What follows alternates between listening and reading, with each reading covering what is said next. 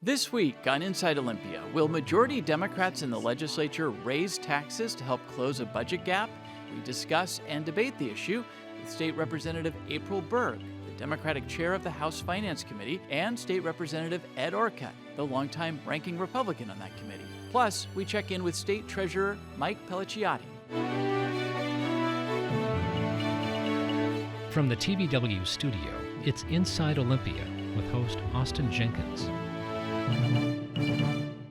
And welcome to Inside Olympia. Should Washington State put cash in the hands of low-income residents to help them buy a house, go to college, or start a business? The state's treasurer wants to pilot that idea. We'll talk with him in our second half. But first, Washington faces a yawning budget shortfall. Newly sworn-in Governor Bob Ferguson has said taxes should be a last resort.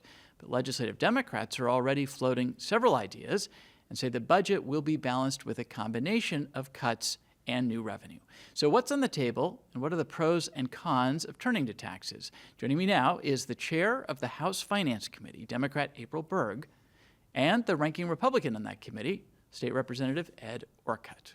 Good to see you both. Thanks for being here. Ditto. Great to see you. So this is sort of a part 2.0, I guess, show, because in the first week of session, we spoke with the chair and ranking Republican on the Senate Ways and Means or Budget Committee. Now we're going to sort of switch gears and talk about, and we established sort of what the budget problem was and how they would be approaching that. Now we want to talk about the revenue issues in the state and how that might be addressed from a revenue standpoint. So just out of the gates, let me hear from both of you sort of a thesis statement or idea for this session, how you're approaching a year when there is a budget shortfall, and it's not something the state has seen in many, many years. So, Chair Berg, how are you approaching this? What's your sort of organizing principle for the 2025 session? Yeah, well, thank you for the question. Of course, thank you for having us.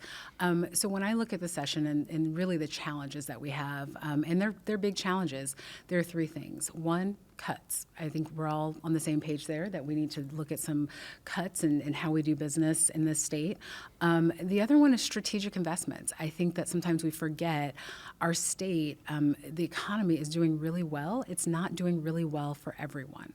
And so looking at strategic investments, even as we're talking about a deficit, is something that we need to do. And of course, the third thing is revenue opportunities. And so are there opportunities to increase the revenue that the state sees?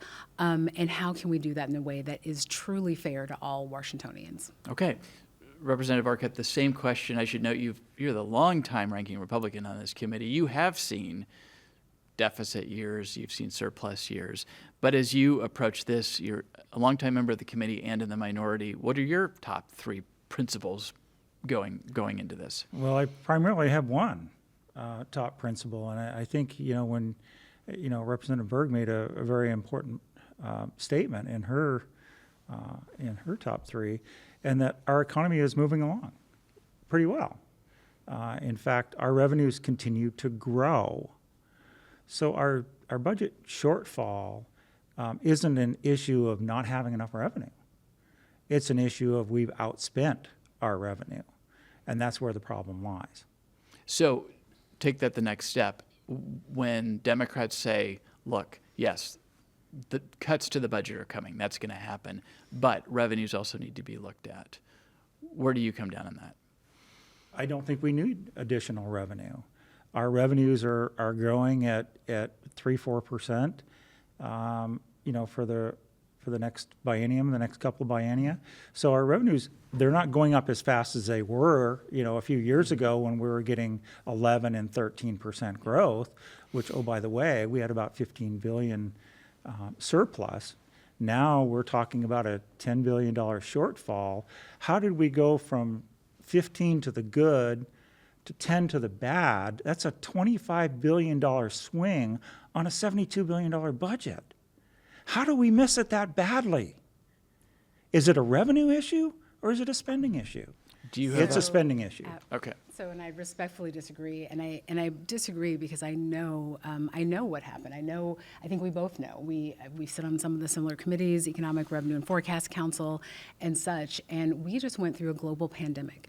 We went through a global pandemic where we had to take care of Washingtonians in our schools, in housing, in healthcare.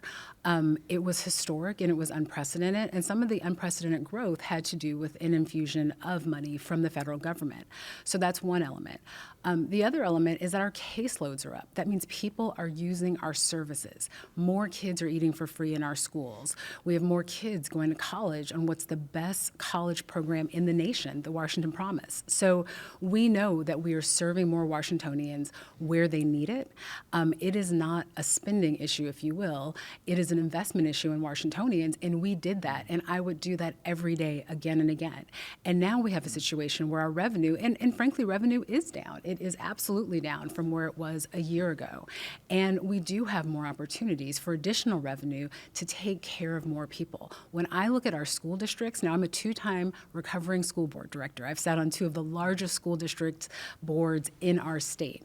I know our schools are suffering in terms of their needs. We've got schools on the brink of receivership. We've got schools who have needs that they were magnified by COVID.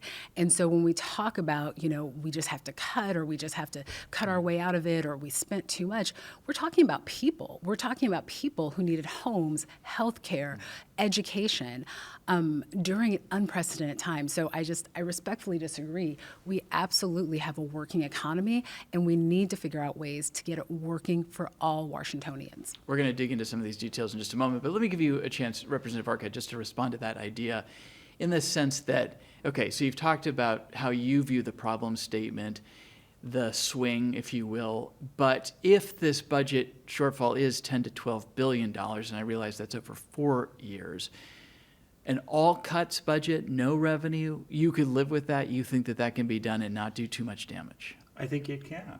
There are a number of things that have been added over the last several years. Representative Berg just talked about one. We're feeding every kid in our schools, whether they need it or not, whether they are low income or not. Any student who asks to be fed for free in our schools will now be fed for free. That could be somebody who comes from a home that's making $500,000 or $1 million a year. Why are we financing those? There are a number of areas that we can look at, go back, what did we add that we weren't doing before? And the economy was still moving, and our people were still doing well. What do we need to go back and do? What can we go back and trim down? Some of the budget problem that we're hearing about isn't even spending that we're doing right now. It's spending that's promised in the next biennium that we have not done yet. Sure, especially in the early so learning we could and still childcare give an area. increase. We could still give an increase in the spending over what we're doing in some areas, and it would be deemed to be a cut. So one of the things Just briefly, yes. Yes. I just wanted to hit on the fact that we are not currently feeding all of our children for free. We are feeding about 70% of them, and I think that's very illustrative of a point, is that we cannot segregate our kids when it comes to food. I mean, that is such a basic tenet. When I, as a mother, regardless of how much income I have, regardless of what our household is, my kiddo goes to school and they need to eat. And we're asking kids to basically say, oh, you don't have as much as me, so I'm going to get something that you don't have. We are trying to level the playing field. And if we're talking about food and feeding our kids, when you come through the threshold of that door for 6 hours a day, every kiddo deserves to eat. So I think there's a philosophy around spending that we're just going to have to disagree on. And I agree. Let's feed all of the kids.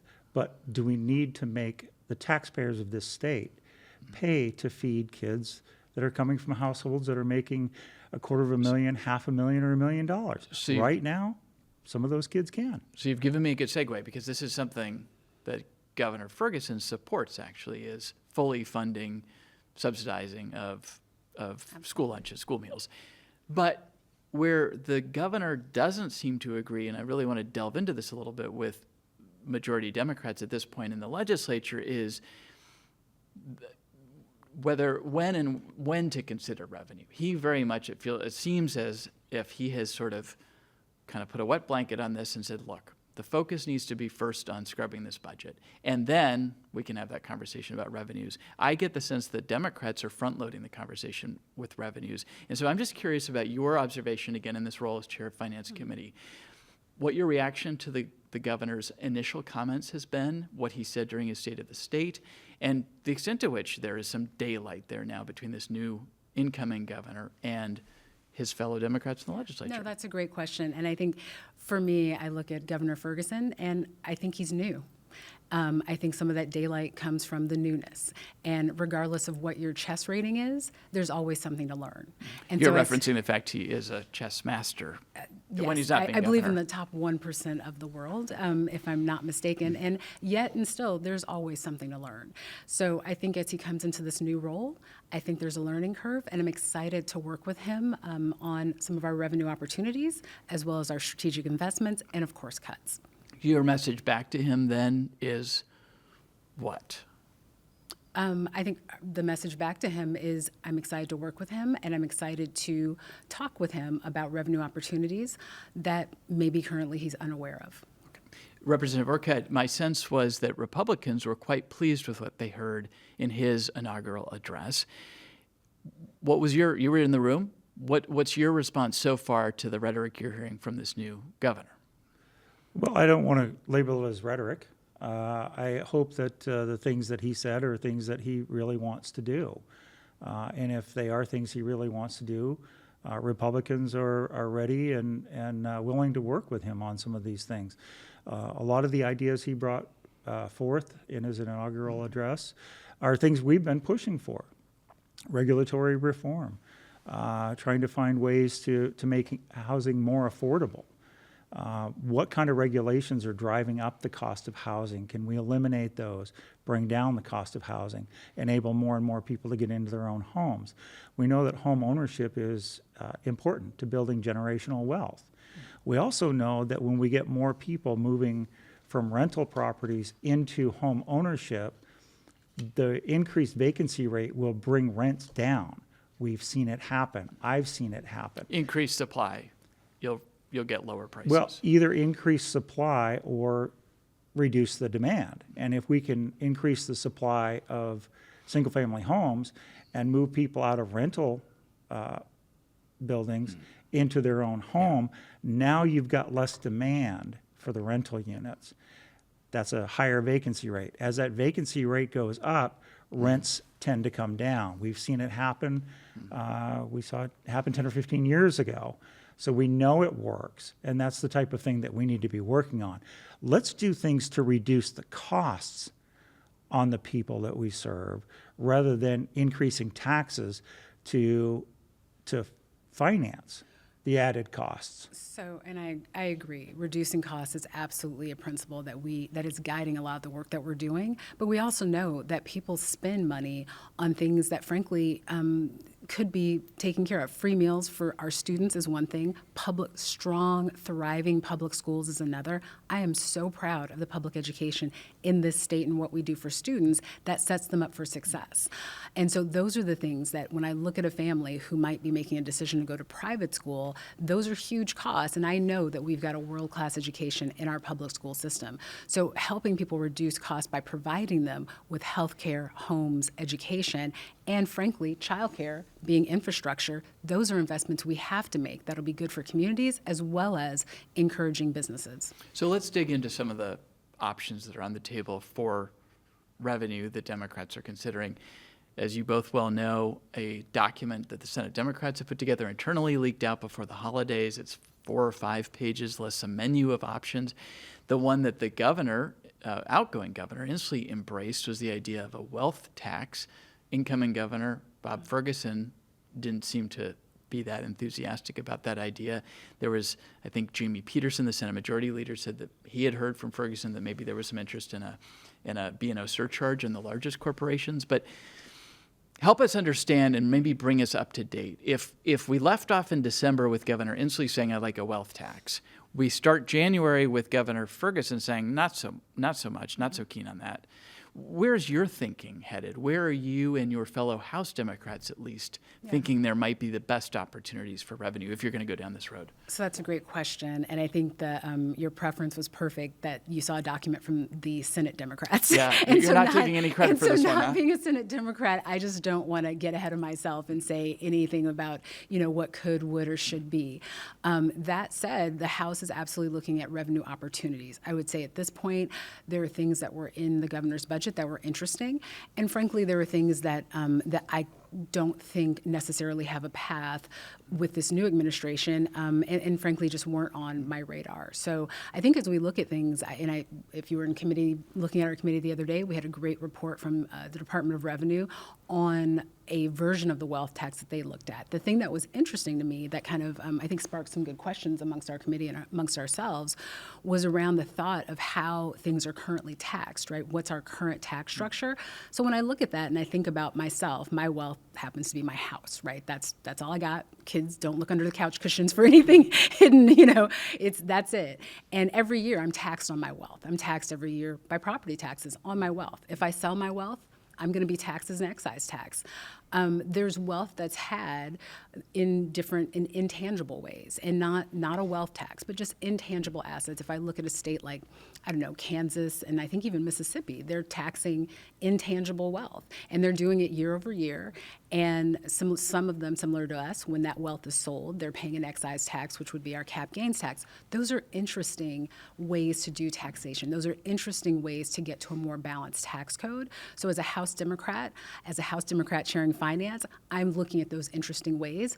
And frankly, when I looked at something, again, I'll just bring up Kansas just out of the gate, saying they are taxing intangibles in a way that is making their tax code more balanced than our tax code. I don't have to tell you that we are number 49 out of 50 in terms of tax regressivity, meaning the folks least able to pay taxes are paying the most. So it would be irresponsible for me as chair of House Finance not to look at better ways to structure revenue and then have opportunities from a different tax structure. So you gave examples of intangibles that are being currently taxed in the state. What's an example of something that isn't being taxed that perhaps you could? So an intangible that's not currently being taxed, we're not currently taxing, let's say, stocks and bonds that you see taxed in other states. And again, you could look at that at certain levels, right? Like you would pay. Potentially you could. What the trigger would be. It's absolutely fascinating. Yeah, you could look at it at different levels. A lot of the states that I named, they don't look at it at different levels. They're not progressive necessarily in that sense. But what I am saying is that these are not new novel ideas, and taxing intangible wealth that actually could be, debt borrowed against is something that many, many other states do. Just to be clear, what is your view on the wealth tax, which I think under the governor's proposal was trying to target the very wealthiest Washingtonians, and it was literally a handful of people. I wasn't a big fan. And the reason why I'm going to say that, just completely off the cuff, if you will, is that our state really runs on tech and some of the entrepreneurism that has made our state great and really made us a booming economy. And so when we talk about wealth, there's some nebulous wealth out there that, frankly, you could not get debt against, right? So when I think about my wealth in the house, when I use that example, I can get a HELOC, right? I've got 2 kids in college right now, 2 kids that graduated. Sometimes money's a little tight. I know that I can get a little bit of a loan, a little extra breathing room based on actual wealth that I have in my home. By pulling some equity out. When you look at some of the asset classes that the governor stated in his wealth proposal, that's not the same, right? We're looking at sometimes values that businesses that have valuations that are not really true valuations or true money that you can pull out right now. So I think we need a broader conversation. What he put out would not be what I would see as a potential tax option in terms of wealth at this point. But I will be very frank with you. We are looking at different options that are not similar to what you saw the exiting governor looking at. Maybe we'll come back to that in a moment. Representative Orcutt, you've already established that you're not a fan of revenue, period. But is there sort of a lesser of two evils approach here if Democrats are going to go down this road? And I'll just give you the examples. There's the taxing large corporations by removing the cap on employer, this is the Senate list, removing the cap on employer payroll taxes, a B&O surcharge in the largest corporations, a la what I think we're already doing with our largest banks, modifying the advanced computing surcharge cap, I don't even know what that is. Taxing wealthy individuals, raising the capital gains tax. You could, that's already in place. You could move that around. There's property tax levy lid lift, a bunch of other options. What is there, if they're going to do this, is there one that you would say, look at that, but not this one? No, I am absolutely opposed to increasing taxes. We've heard talk about the wealth tax, and we would get the wealthy paying more taxes than they currently are. And we heard the example, stocks. I mean, stocks is not, when you invest in stocks, it's not money that's just sitting there doing nothing. It's actually being invested. It's actually helping keep our economy strong. So why would we want to tax something that's keeping our economy strong and discourage that or take money out of that? Because people are going to have to pull investments out to pay those taxes. Property taxes, that's a burden on people. And even if we did the wealth tax, an important point here, if you do a wealth tax and you could make our state tax more progressive, but that doesn't actually reduce the tax burden on anybody in the lower income brackets. What I've been pushing for many years is to get some reductions in the property taxes overall. Did you know that when we did the McCleary fix, that we had an estimate of how much revenue we should be getting out of the McCleary fix? We have far exceeded that. And yet we've not given any of that money back to the taxpayers. We've not reduced that levy down to what we told them they would have to pay. And oh, by the way, what the court said was adequate. It fixed the McCleary issue. It solved the McCleary case. We're collecting hundreds of millions of dollars every year from property owners above that amount. And they say we're still short of money.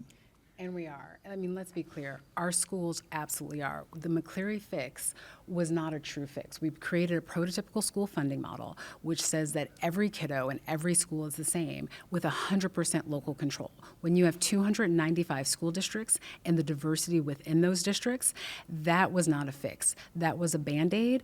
And frankly, it's time to really reevaluate how we're doing it. Now, can we do that in one session? Absolutely not. We had a great finance 2-hour work session on school financing that kind of gave us a roadmap of some of the things that are possible. But as we move into this session, our schools need help. The money that is coming in for our schools is simply not enough. You can walk through any school, talk to any parent, teacher, paraeducator, and they will say the needs are absolutely outpacing the funds that are being given by the state. So giving money back to taxpayers, the best investment we can make is in our schools. That is the best thing for taxpayers. But it is interesting. It strikes me that the conversation has shifted, it seems seemingly overnight, because before this moment where the state now has this gap, there was a bipartisan tax structure work group that worked for a number of years, put together a final report in 2023, and granted, only came up with sort of 2 recommendations, but this was more about trying to overhaul and update and modernize the tax system, not necessarily to bring in more revenue, but to make it perhaps more progressive and certainly maybe more modern.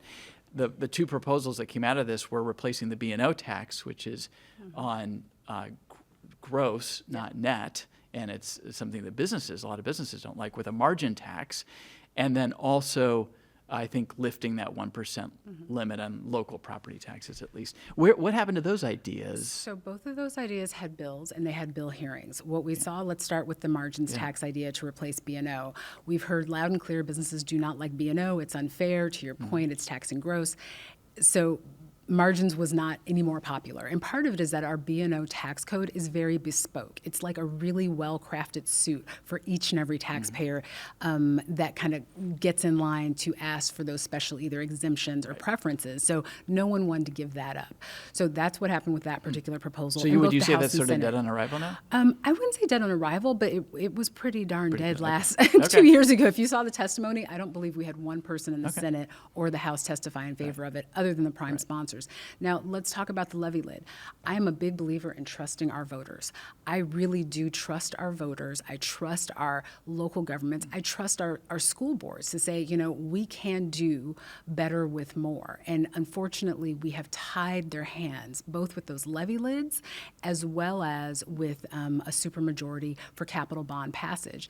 If we could just trust the voters to say, I know what's good for my community, I know what I want to say yes to, but instead we've put folks in an untenable position where they're not even allowed to invest their resources into schools. So you're saying and take the communities. state cap off and let the locals decide? I think raising it, I wouldn't say taking it off, I think raising it to give locals a little more authority to do what's right for their districts. And the only reason I'm going back to the 60% supermajority is that when you make a no vote more important than a yes vote, you're not trusting the voters. And we say all day, we're serving Washingtonians, we're serving our constituents. Well, by golly, let's let them say yes to something. And most times that something is investing in their communities. I am interested in the I property tax agree cap. with one aspect of what Yeah. she says, and that we should trust the voters.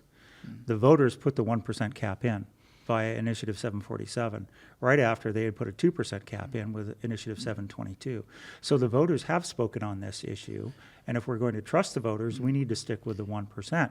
As far as the 60% supermajority, that was also put into place by the voters. So if we're going to trust the voters, let's trust the voters. Let's leave both of those alone. The 1%, it's been a while though, And and I was going to make that point. Can I just point out we've been through a global pandemic since both of those votes have come, and what we have seen post-pandemic are communities absolutely struggling to invest in themselves, and we keep bringing up things like votes taken before a global pandemic, of which we were ground zero. And just to put a finer tip on that, the district I was representing at the time of COVID was the first school in the nation to have a COVID positive student. So to say we need to trust the voters and what they thought of in years pre-pandemic, I'm saying right now, let's trust them with wanting to do what's right for their communities today. We cannot go backwards. We have to move forwards. The 1% limit is not a hard and fast limit. It's a councilmanic limit. A local government can raise their levy by a total of 1% councilmanically. If they want more than that, they can do exactly what she's talking about by trusting the voters and asking them for more. And if they can make the case that there's a justification for more and that people feel they can pay more, then they'll do more.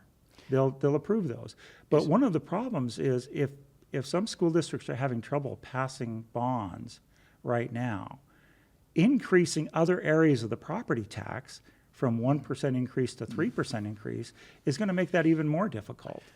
let me just And wrap what this. happens? And what happens when we get to the point where we've got a 50% simple majority vote on bonds, and they still can't pass them? We're seeing some levy failures, and that was changed prior to the pandemic. That was changed in 2007 to a simple majority vote. Well, let me just bring and this they home, still 'cause- and some schools still can't pass those. Right. You pass bonds at 60%, they may never pass another levy At 50%, you're at saying. 50%. So, But also, let's be clear, our councils are elected. And so the voters have numerous opportunities. And to say you're allowed to have elections on officials, but you're not allowed to have those officials officiate, they're the ones in the best position sometimes to know what communities need. And we've seen that time and time again. So where I need to go with this, because we are running out of time here, is how likely is this to be front and center in terms of the majority party's agenda this year? So I think that you will see bills dropped that address this.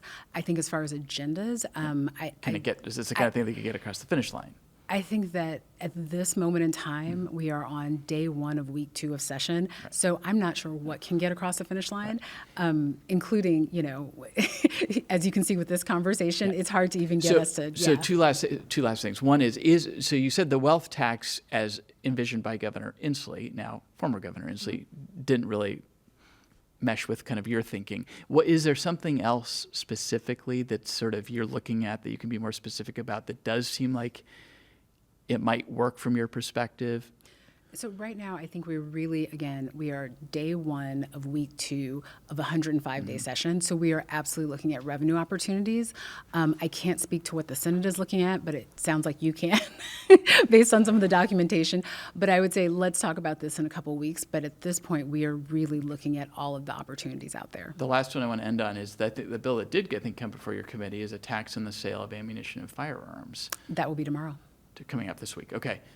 What's your view? This is an 11% tax on ammunition. I think the idea is to take the proceeds and put them towards addressing suicide prevention and other harms that are associated with firearms. What's your view of this? Has this got momentum? So it's an excise tax. I absolutely think it has momentum. I think it's a great conversation to have. It's going to be the first time that House Finance has taken up a firearms bill and taxation. So I'm excited to hear just as much as everyone else is from those who are on both sides of the issue. Representative Orcutt, the view here of supporters is, look, there is a societal cost to firearms. This would be a way to bring in some revenue to try to address some of those societal costs. There's a societal cost to not having firearms and private ownership. One is self-defense. One, if you look at a lot of the folks in my district, they're using that to put food on the table. They're using firearms to go hunt so they can feed their families. And you've got a lot of people out there that carry concealed weapons for the very purpose of protecting themselves. So I think taxing either case is the wrong way to go. I mean, I thought we want people to be able to protect themselves.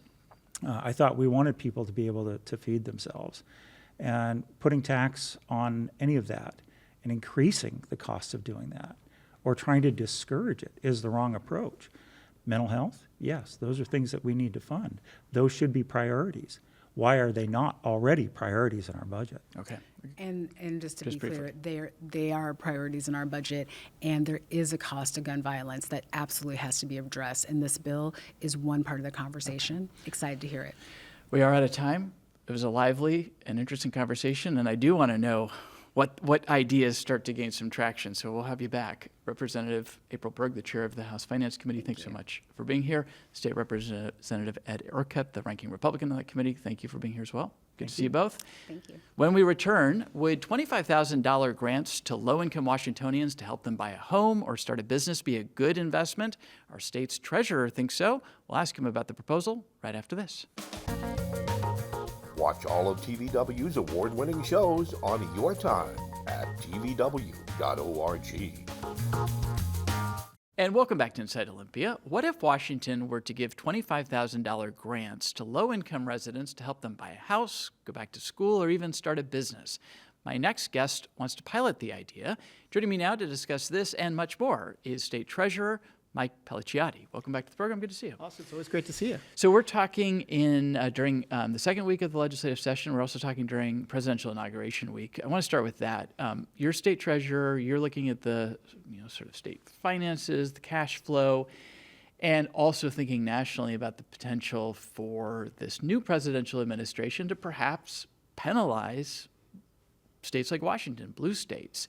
We're seeing what happened with the devastating wildfires in California and questions already being raised about whether they're going to get the emergency declaration funds from the feds that they need. What are you preparing for as a Democratic state treasurer? What are you anticipating, and what are you preparing for with this new Trump administration? Sure. Well, first of all, it's always great to be back on your show. I remember when we were on this show 3 or 4 years ago, I was talking about the fact that we would likely see inflation, that it would not be temporary inflation, and that we'd see it for a period of time, and interest rates would rise. That's, of course, what we saw. But we were prescient. Well, we certainly prepared in the Treasurer's office for that. And then last time I saw you, we talked about the fact that we were facing a retirement crisis in our state, and there was a need to do something about that. And now our office has put forward Washington Saves, that has passed into law and is going to give 1.2 million Washingtonians access to retirement savings.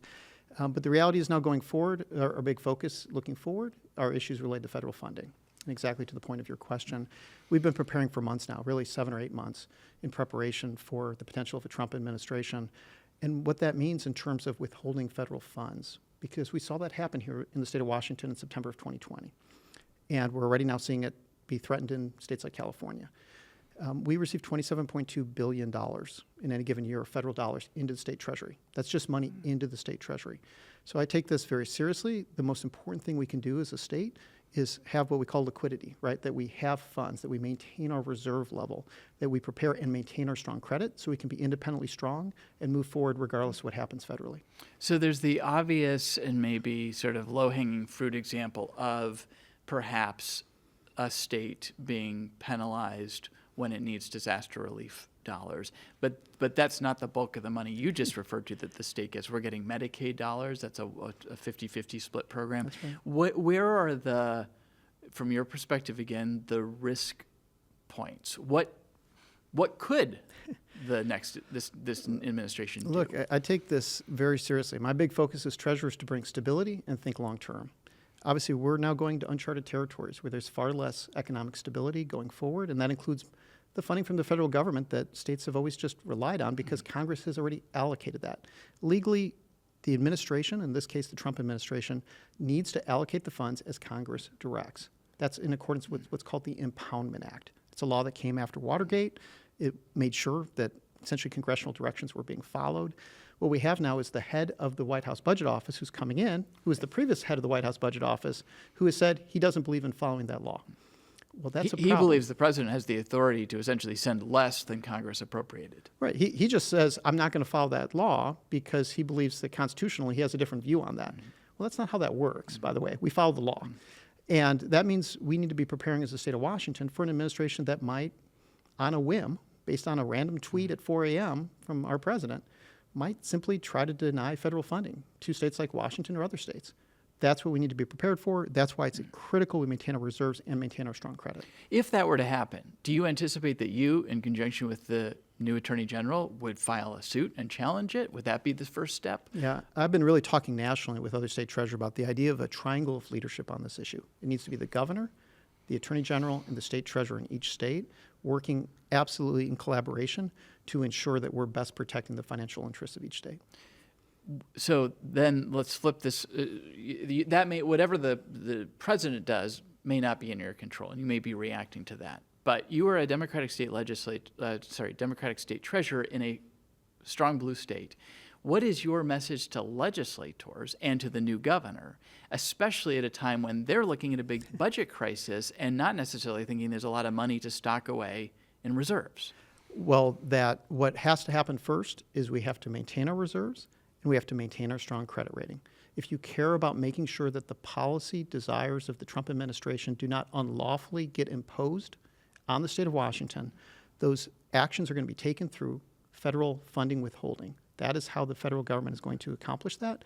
And we must, if we wish to maintain our way of doing things here in Washington, maintain strong credit, and under all situations and circumstances, maintain our credit ratings, which are, from Moody's, is a AAA credit rating and strong among the other credit rating agencies as well. Do you see an opportunity just to help? We have a constitutionally protected rainy day fund, and then separate from that, a surplus fund, if you will. As you look at where we're at today, where do you want us to get to? Is that sufficient? Do you think that that needs to be grown? And again, if it needs to be grown, that creates an additional tension point in this current budget climate. Sure. Well, you always hear from me, obviously, more reserves are better. And that includes both our budget stabilization account, as you indicated, which is the constitutional fund, as well as the ending fund balance, which is essentially the culmination of those two things are our reserves.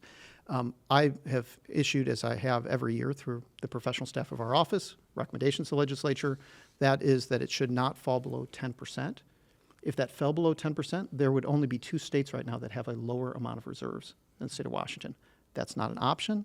The legislature needs to maintain that reserve level of 10%. I'm really heartened by Governor Ferguson in his recent budget proposal talking about the importance of reserves and maintaining our credit. I think that's the leadership we need in our state. Remind us of with outgoing Governor Inslee's budget proposal in December, where did that leave the state in terms of reserves? Did it stay above 10%? It did not, and that's why it really puts that much more pressure on the legislature to make sure they do what they need to do. That actually has been the case in recent budgets in which the legislature, by the end of the budget cycle, has done what they need to related to reserves and making sure that our pensions are also not rated as a short-term means to deal with a long-term budget situation.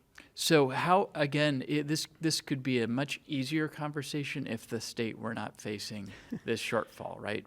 Revenues are slowing, the growth in revenues is slowing, and there's a lot of bow wave spending that's sort of at this point in law, and so they'll have to change that if they don't want to do that spend. And we were just in the first half of this program debating whether the state should be looking at revenues, which is that's not your fight. But as you go in and talk to majority Democrats and legislators generally, and you've talked about the importance of preserving the credit rating, the importance of staying 10% or higher in reserves and maybe building those reserves, but knowing this problem they're facing, what are you advising them, or what are you saying to them about how they should address this? Well, I think it's worth pointing out first that within recent years, the legislature has absolutely followed our office's recommendations as to reserves, as to debt levels, and as to pension funding. That is part of the reason we have maintained a AAA credit rating. The challenges facing legislators this session would be far worse if we did not have a Moody's AAA credit rating, which obviously allows for more capacity in our transportation budget, our capital budget, and as well as our operating budget because of the debt service costs that would apply there. So what I would say is I'm very clear just to make sure they continue to follow the course and that any budget resolution does not involve rating either pensions or reserves in a way that would impair our state's credit. What is the state's cash flow situation like right now? It's a big focus that I have right now because as time passes, obviously more money is being spent, and it's why that reserve level is so important because you can see how it all fits together. You don't want to be in a situation where the overall cash flow of the state is lowering at a time in which there might be a potential federal withholding of federal funds. And that is a big focus that I've asked my team to be looking at and be working with the governor's budget office as well to make sure that we're doing everything we need to do to have sufficient reserves, maintain sufficient liquidity for a state, and make sure we can continue operating and meeting the needs of the people of the state of Washington. We're a pretty, we carry a lot of debt. Our debt load is I think, higher than a lot of states. What? Ninth per capita. Ninth per capita, and yet we still have a good credit rating. Help us understand what the ecosystem looks like now. Interest rates are easing a little bit. What does that mean for our borrowing capacity and power? I know the state transportation budget, I think I was told, is $6 billion in arrears, so it's not just the operating budget. There's going to be pressure there, I would imagine, to try to close that gap. How does it work in terms of borrowing and debt? Sure. Well, it's exactly why the credit rating is so important, because regardless of where interest rates are at, you get a much better rate as a state, and you get more bang for the buck. You get more bridge, more road, more ferry, whatever the case may be, when you have strong credit ratings. And so even as interest rates go up, we've still been maintaining very favorable interest rates when we issue bonds. And at any given time, the legislature directs me to issue bonds, and bonds very much are a form of debt. But that is how we fund the capital budget and the transportation budget. And when we issue those bonds, well, we've been issuing bonds at various times for over $1 billion at any given moment to meet certain needs. We need to keep those interest rates as low as possible, and we do that by maintaining our state's credit. Do you have a message to the new governor and to the legislature about our debt load right now or about additional borrowing without having sort of underlying funding to support that? So what we've done at the start of each year since I've become treasurer is we issue a debt and credit analysis report that actually digs down deep into those debt-related issues. And we actually have a 40-year chart that starts breaking this down. And one of our 3 recommendations, is to maintain the target ratio on those debt payments that are being made. The legislature has followed that in recent years, and that's been very challenging because there's been a desire for new bonds at various times. But because of their good work in maintaining within that range, our debt load remains manageable so long as we stay within that target ratio. And they have done that, and that'll be part of our recommendations going forward. Okay. Just lastly on this, what is your confidence level, or you've already made it clear you're quite concerned about what the Trump administration might do. Given the budget situation in this state, what is your confidence level that the Democrats will hear you? Well, what I can say is we've had very strong leadership from the legislature as to these 3 recommendations for every year that I've been treasurer. Part of my experience as a former legislator is knowing that the legislators need very clear benchmarks. And that's what we've created since I've come into office. And by meeting those benchmarks, we've maintained our credit. I'm confident that if they meet these benchmarks again, we will maintain our credit ratings. And that it is absolutely positively critical that we do for all the reasons we discussed and to maintain our financial independence as a state, regardless of what the new federal administration does. Okay. Let's pivot to the Washington Future Fund, which I previewed in my introduction to you. Not so long ago, you were proposing a Washington baby bonds idea of if I got this right, every child born on Medicaid would get $4,000 put in a fund that could not be tapped until they're 18. It would grow over time, and then they'd have some cash with which to sort of start their lives and have maybe an opportunity to get ahead. This idea has morphed a little bit. You've now got the Washington Future Fund concept. Help us understand the thinking and how they're similar or different. Well, it actually is the exact same idea. When we talked about this before, I talked about the importance of setting this money aside. Essentially, it's almost like reserves, but it doesn't formally count as reserves. But reserving money now in order to meet future needs that we have. That proposal in past years was called the Washington Future Fund. It is that baby bonds concept. We were one of the first states to put forward this idea. Other states now are following it. They're doing it around the country now, which I'm excited about. But I feel like Washington's falling behind on this opportunity. Obviously, this is a different budget cycle. So I'm not going to be in a situation where I can expect the legislature to be able to have the funds necessary to set that money aside in order to start the program. What was that going to cost, by the way? It's about $125 million a year being set aside. A year, okay. Or so like 250 a biennium. That's right. Yeah, that's right. So that's real money. That's real money. But it's also money being reserved that would then grow to about $25,000 by the time Per person. by the time that child is now a young adult. Well, so what we heard from legislators is they want to see actually this in action. Well, we can't wait 20 years to show them how it would work as a part of a pilot project. So what we're proposing is a small number of folks who would receive the funds like they would 20 years from now to show the impact that could have to remove those capital barriers that otherwise limits people's opportunity for wealth creation and that are critical to address the wealth gap in our state. So instead of waiting 18 years and letting the money compound interest do its thing, and here's the $25,000, you essentially do a pilot project with 40 qualifying Washingtonians who get $25,000 now. How would you choose these 40 people? Was this a lottery? Well, we'd have a whole process, and that's one of the things that we've actually put together as a part of our legislation to make sure that that's done in a way that also spreads out around the state, because the reality is those who would benefit from the Washington Future Fund are disproportionately in rural communities in our state. 2 out of 3 folks in rural counties would be eligible. 3 out of 4 in several rural counties are eligible. So I think what we would see is in any proposal that's put forward, essentially that distribution similar to what we would see related to the Washington Future Fund if it were to be implemented, and that process would be done according to that. Would people apply though? Would you have a pool and just pull numbers or names? I mean, Yeah, so there would be an application process in which one would have to qualify similar to the way that the Washington Future Fund would identify folks in the same way. So we're trying to mirror that as closely as possible.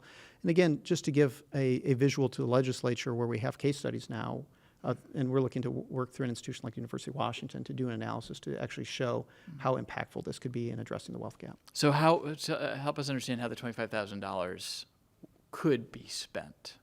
So it could be spent in the exact same way the Washington Future Fund proposal has traditionally said, which is it's not like you get a check. It's not like you're just getting money. It would be used to reduce capital barriers that we know will exist. So it could relate to housing, it could relate to small business creation, or it can relate to educational attainment, including access to trades and apprenticeships. Because as I've gone around the state, I've heard from folks who want to do apprenticeship opportunities, but they cannot afford the licensing fees associated with it, or they don't have the housing necessary in order to be on their own to then take time off to do a pre-apprenticeship to be able to participate.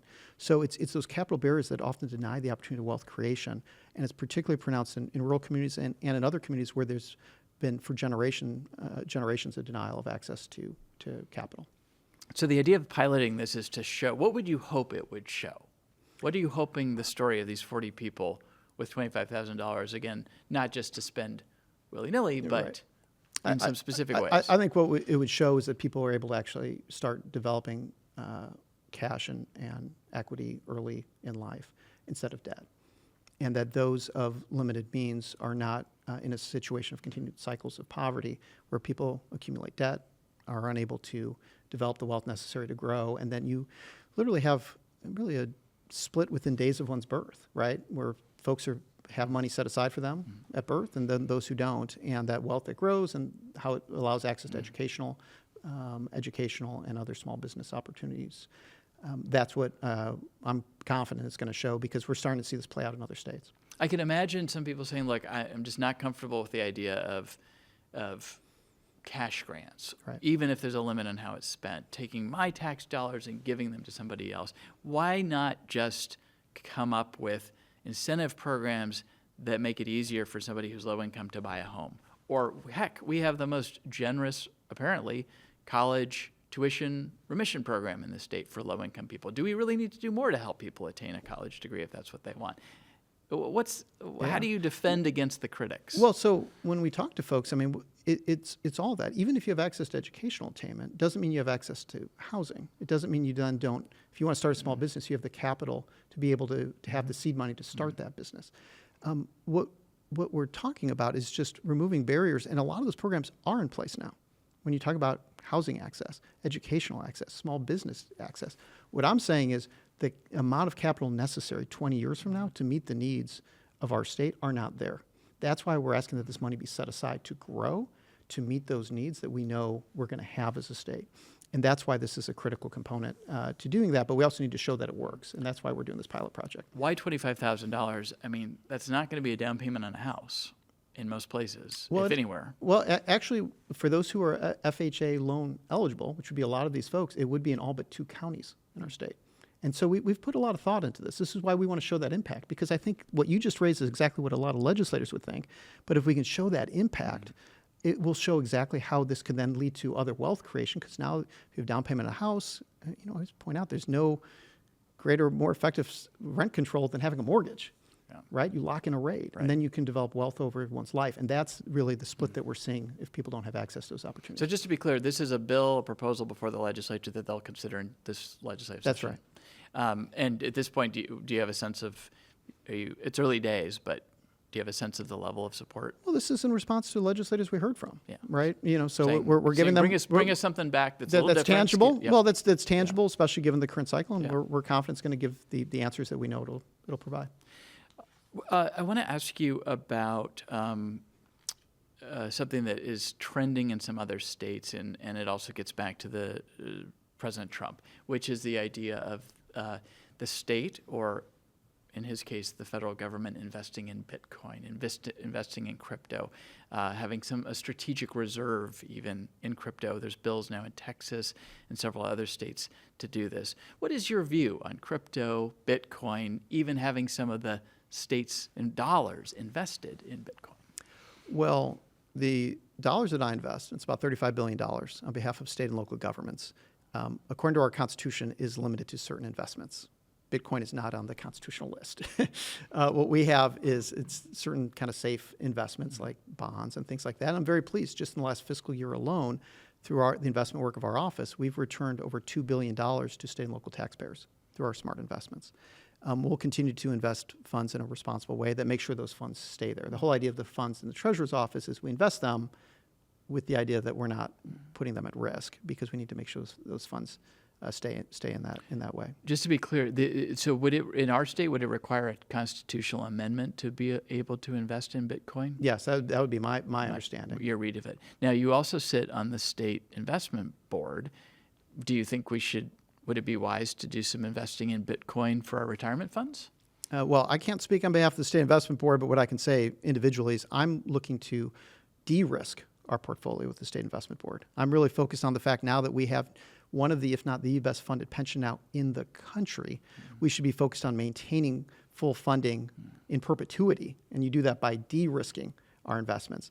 At a time in which investments have reached peaks in a lot of these areas, that, in my view, would be going in the wrong direction from an effort really that I have to make sure we're reducing the risk to our pension Does portfolio. not sound like you are an evangelist for crypto. I'm focused. No, look, I mean, people can do what they want in individual portfolios. On behalf of the state, my job is to make sure those funds stay there in a responsible way, and I believe we're doing that. Let's stick with the investment board for just a moment. When we've talked in the past, I know you've expressed some concern about the investment, in particular in private equity, for the state's pension funds. There's a lot more awareness, I think, since we even last spoke about this. There are hospital systems collapsing because of private equity ownership. There's just a lot of examples right now of where this can kind of come around and be harmful. What are you seeing any change in the philosophy about our investments? Are you able to make any inroads? Or have you amplified your concerns? Where do things stand? So in 2021, we first talked about that. You and I did. In 2022, I believe it was, maybe it was in 23, I talked about the fact I was taking tangible steps. Again, I cannot speak on behalf of the State Investment Board. This is just me as one of the 15 board members. Right, I have made efforts to raise what I believe are very serious concerns related to the amount of investment that we're overweight in private equity. That not only increases the risk in my view, to our pension holdings, but it also decreases, in my view, the transparency to how those funds are invested. I have made tangible efforts as a single board member to bring forward proposals to reduce the amount of private equity in our portfolio. Those attempts have either gone unanswered or have been blocked. That to me is unacceptable. I think one of the things that we need to be focusing on is our long-term viability of our pension funds. I've taken every step that I can as a single board member to reduce the risk associated with what is, in my opinion, an overexposure to private equity. And I'm going to be doing everything I can to make sure we continue to give voice and take whatever steps I can in my role to best protect our state's assets, given the incredible exposure that provides and risk to not just our pension funds, but our overall assets. And I will point out risks that have been identified both by the New York Times, specifically to Washington, as well as in the past by one of our credit rating agencies. So these aren't just my views identifying this. I have concerns, and I've made every effort as a single board member to address it, and I think I'm going to be taking every step I can to reduce that risk to our portfolio. Okay, we have just a few seconds left. A final word, again, heading into this 2025 session to state legislators and the new governor. Well, I guess what I would say is do what you've done in the past as it relates to the Treasurer's Office recommendations. If you do that, our credit rating will be strong. If our credit rating is strong and we have reserves, we'll best respond to a Trump administration. I'm very heartened by Governor Ferguson, specifically highlighting in his recent budget proposals the importance both of reserves and maintaining our strong credit. Okay, State Treasurer Mike Pelicciotti, thank you for doing this. Appreciate it. Good to catch up again. Always a pleasure to see you, Austin. And thank you for watching Inside Olympia. We will see you again next week.